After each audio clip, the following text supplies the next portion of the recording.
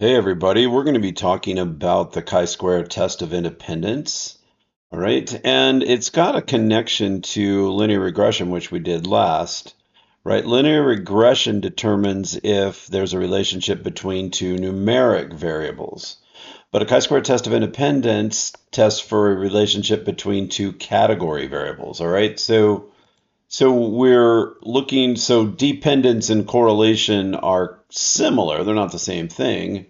Um, but what we call it when there's a connection between category variables is we call it a dependence. Okay. So to get an idea of what it is we're talking about, let's look at some examples. Okay. So does the action of buying snacks at the theater, right? Yes or no, right? Buy snacks or not buy snacks. Does that depend on the genre of movie the person was going to see, right? Are they going to see a horror film? Are they going to see a rom-com? Are they going to see some action adventure, something sci-fi, right? So does genre, which is a category variable, does that contribute to whether or not they buy snacks? Yes or no? So we have two category variables there, and we can test whether there's a connection. We can test whether the effectiveness of a pharmaceutical drug, let's say it cures versus it fails to cure. So we've got a category there. Does that depend on whether or not a patient was in the treatment group or the control group? Um, and again, that's fairly straightforward. Those are two category variables. Two category variables here is whether or not voters support a bill that would reform the tax code. Does that support depend on political affiliation of Democrat, Republican, or Independent? And for most issues, the answer is probably yes, politically, but definitely category variables. Same thing here.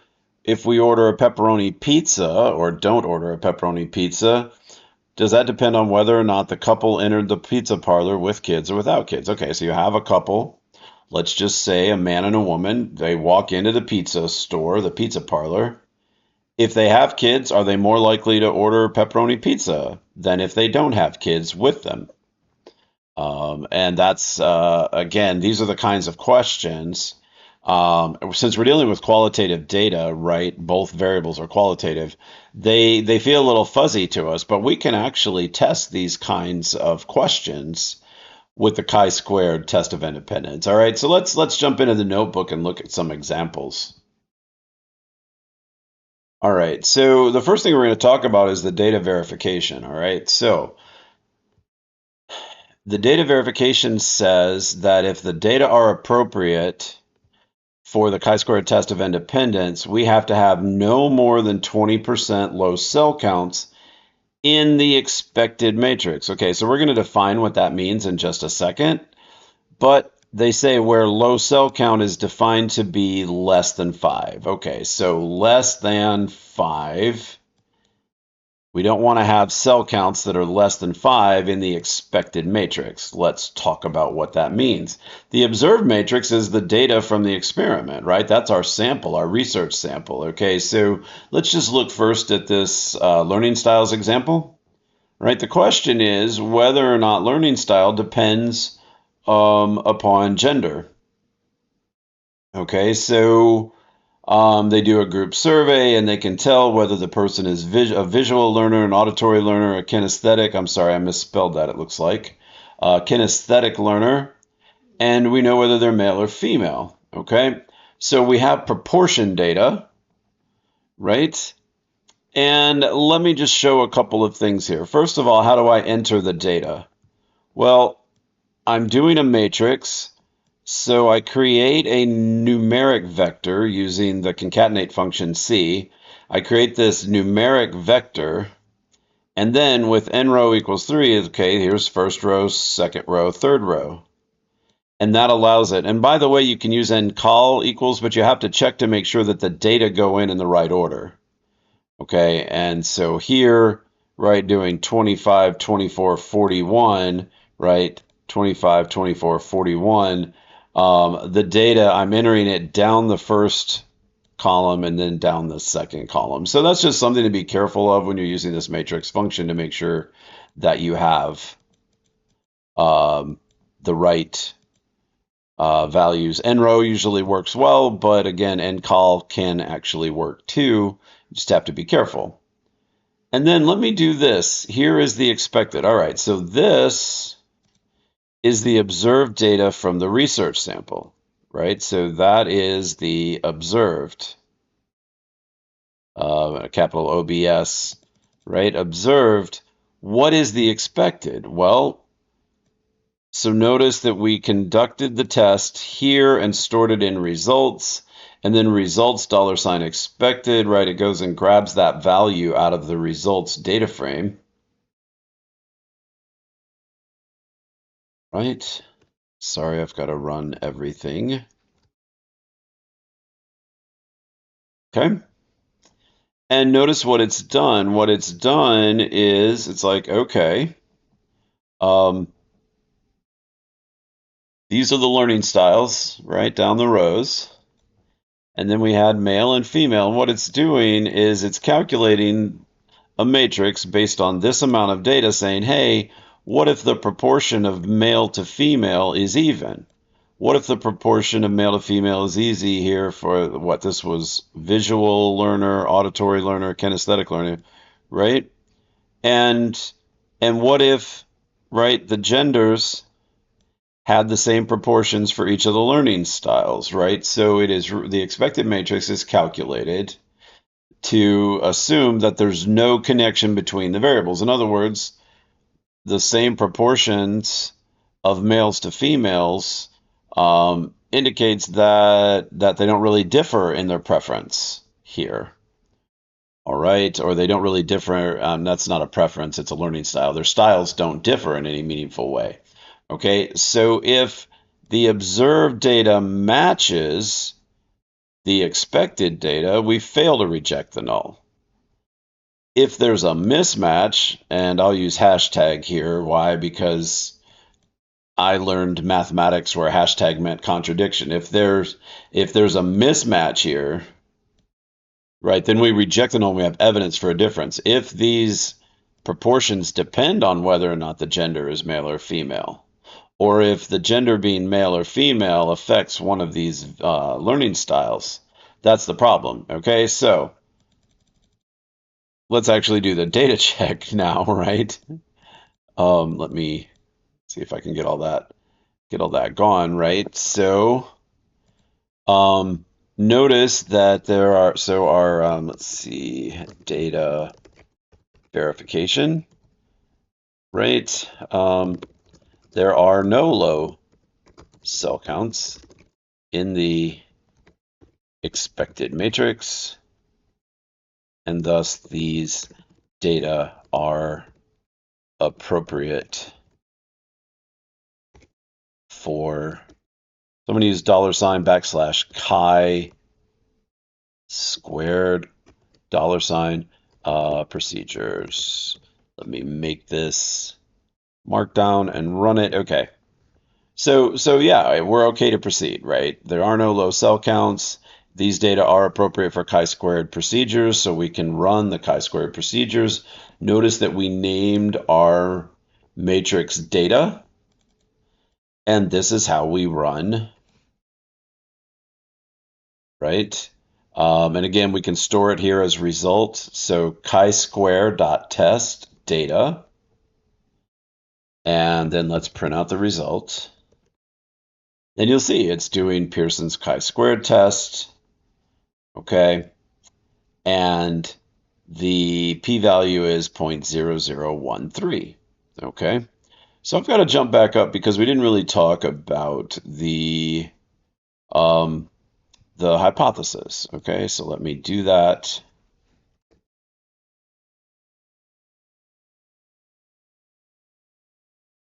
Now, just in general, the chi-squared test of independence hypothesis is that the variables are independent, that they don't depend on each other, and the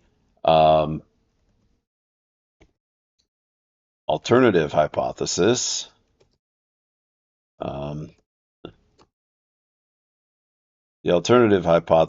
is that the variables are dependent.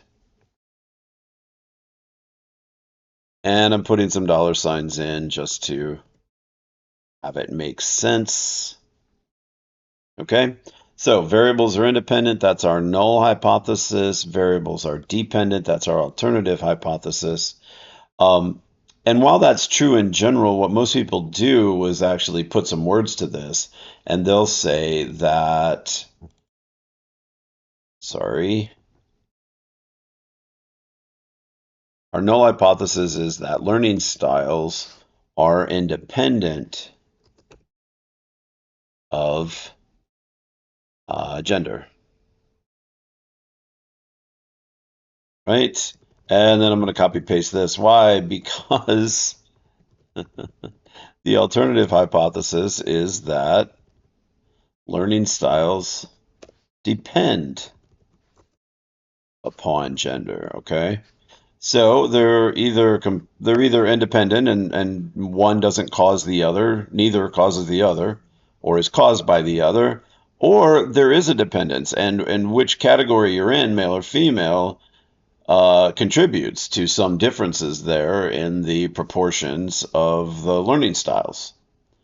Okay, so that's what we'll go with. And what do we get? Well, we got a p-value, and we're going to reject the null, right? We're going to reject the null and have evidence that learning styles depend on gender. So let's jump back down. And sorry that I've done this out of order. I'm trying to teach several different things and get it all right.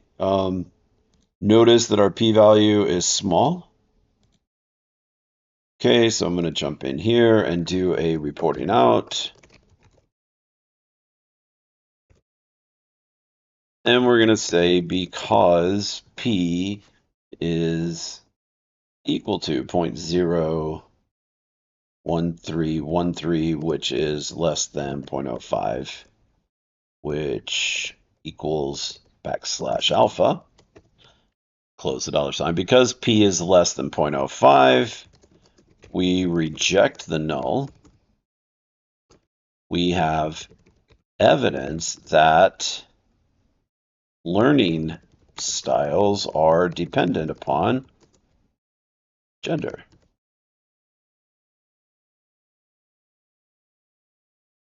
Okay, and again, the data checks were fine, so it's okay to run chi-squared on this data. All right, so example 2, snacks versus type of movie. What am I going to do? I'm going to, oh, wait. Sorry. There's a big table in there, so I'm going to make this markdown, right, and our hypothesis. What are we going to do? $H subscript 0. And I'm going to say that, and this is test the proportion of attendees who purchase snacks to take into the movie. And we're going to say that snack purchases and type of movie are independent of each other. Independent. Okay. And then we're going to do $H subscript A for the alternative hypothesis. And I'm going to do a quick copy paste. Snack purchases depend upon the type of movie seen. Okay, so either what movie you intend to go to influences whether you buy snacks or it doesn't. Okay, so we'll see if those purchases are the same. Okay, so what are we going to do? Well, we've got to get the data in there, and let's just call this data 2. And I'm going to do matrix, right? And create a data vector inside there, 55. I'm just going down this column, 135, right? Because that worked before. Going down this column, 55, 135, 85, 45, 75, 155, 55, and 15. Okay, so I can do what? I'm going to do n row equals 4. Okay, and then I'm going to print this thing out and make sure it's what I want, right? So I'm going to do data 2, and I get a matrix, a 4 by 2 matrix. And did the things go in the order I intended them to? Yes, they did. And you can see, right, the 55, 135, 85, 45 is right here in the first column, which is how it's supposed to be. And you can scroll up and see that I did get that done properly. Okay, so now the data is in our variable data 2. Okay, and what's the first thing we're going to do? Okay, we're going to run this thing, okay, and let's call it res for result, right? And I'm going to do a chi-square.test on data 2, store it in res, then I'm going to do what? I'm going to do res.$sign expected, right? So I just am going to do the data check here, and I probably should have inserted a markdown to say I'm doing data verification. And what am I looking for? I'm looking for low cell counts, right? So I can't have more than 20% low cell counts, and low cell counts is less than 5. And scanning the data, I see no cells at all that are lower than 5. Okay, so this one, again, like the other one, was very easy to deal with. Data are appropriate for, let me do \chi squared, close the $signs there, for chi-squared procedures due to the fact there are no low cell counts in the expected matrix.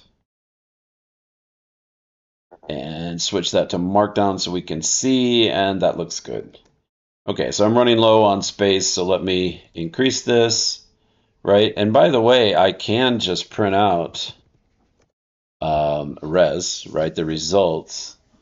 Okay, so what do we find? Well, it switches to scientific notation, so we have a p-value of 1.358 times 10 to the negative fifth.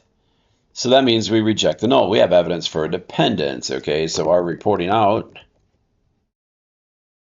what are we going to say here? We're going to say because p equals, and 10 to the fifth, right? So that means that the first non-zero entry will be in the fifth decimal place. So 0.12341,358 is less than 0.05, which equals \alpha. Okay, so because p is less than alpha, we reject the null. We have evidence for,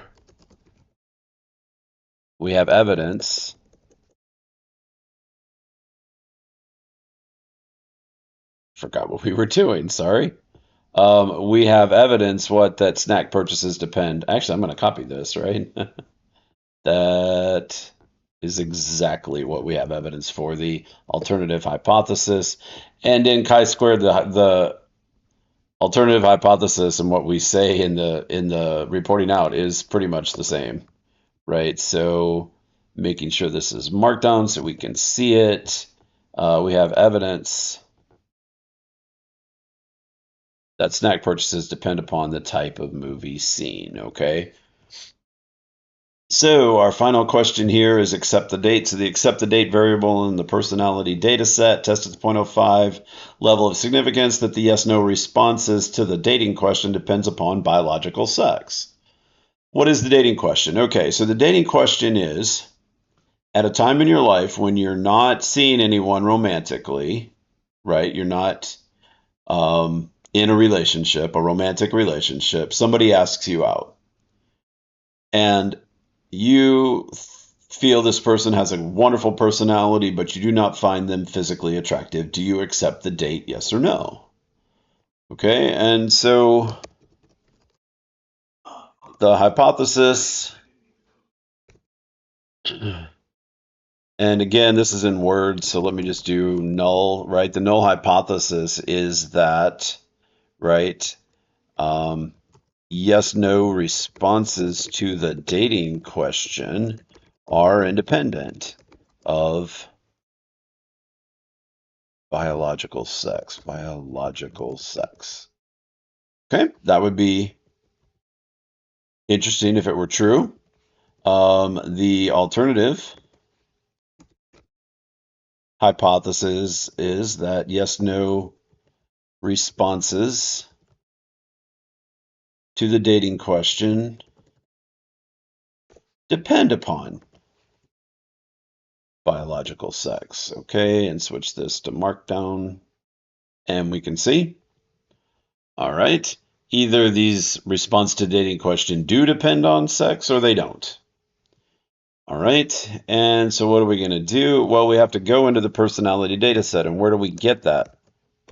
Okay, so remember we use the read.csv, open parentheses, open quotation marks, and we have to type in the entire URL. So the URL starts with the https colon slat // and then it is faculty.ung.edu /rsyn, my name, /data /personality, personality.csv. Okay, and I'm going to do head pers 5 just to make sure. I don't even need 5. I can even do 3. I just need enough data to show that I get the right thing, that I get the data loaded. And look, I've got 36 columns, 3 rows, and yes, I have the things I need. Okay, but now I need the dating question, which is accept date, right? And I need biological sex, and I need this matrix. Okay, so let me see if I can do that. Let's try X tabs. And what am I going to do? I'm going to start with tilde and say sex plus. The plus sign indicates to R that I'm doing a categorical variable next, right? So sex plus accept date, and the data equals pers. That's the name of the data frame. And let's see how we do. Oh,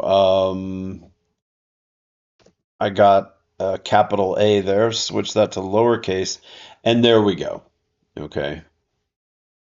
So we know now that this is here. So this matrix, let's just call it mat for the moment, right? So the X tabs is creating a matrix, which we can show. All right, now there's the data. Let's see if chi-square.test will work. Yes, okay. So with Yates's continuity correction, now what's going on there?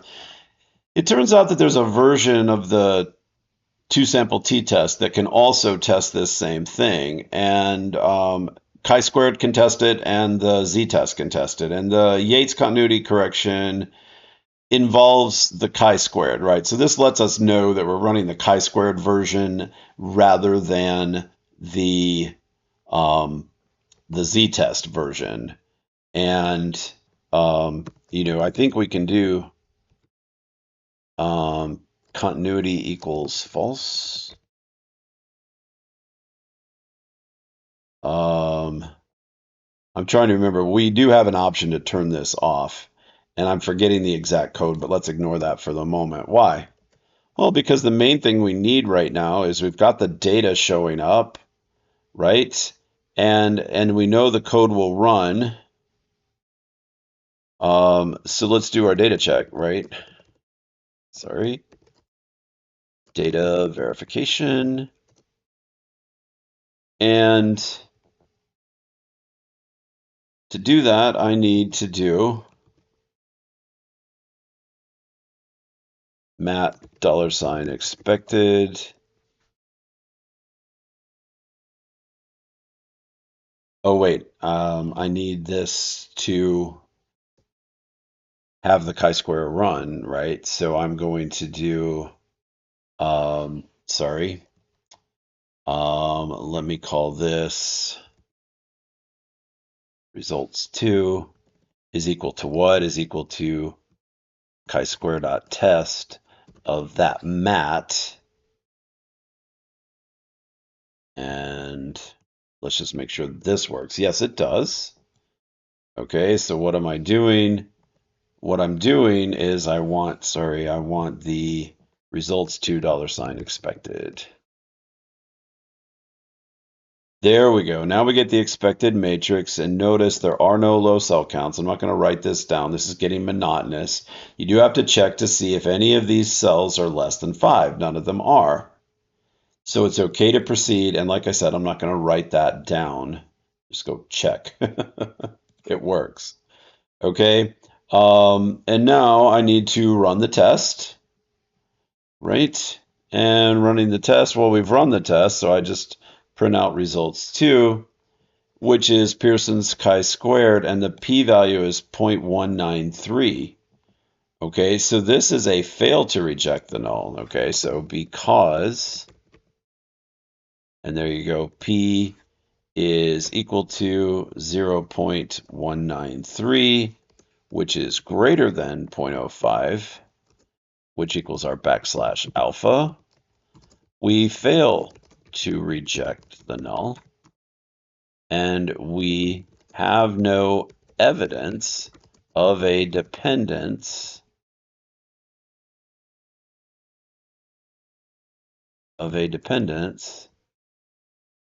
upon gender for the accept date responses.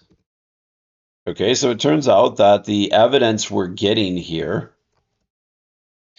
is that no, there doesn't seem to be a significant difference here. And you're going to look back up and say, wait, but weren't there a higher proportion of yeses for the females compared to the males? And the answer is yes. There's a difference, but the difference is not statistically significant. Okay, so what do we say? We say we don't have evidence. We don't have statistical evidence of a difference here. Right? And that concludes the examples on chi-squared.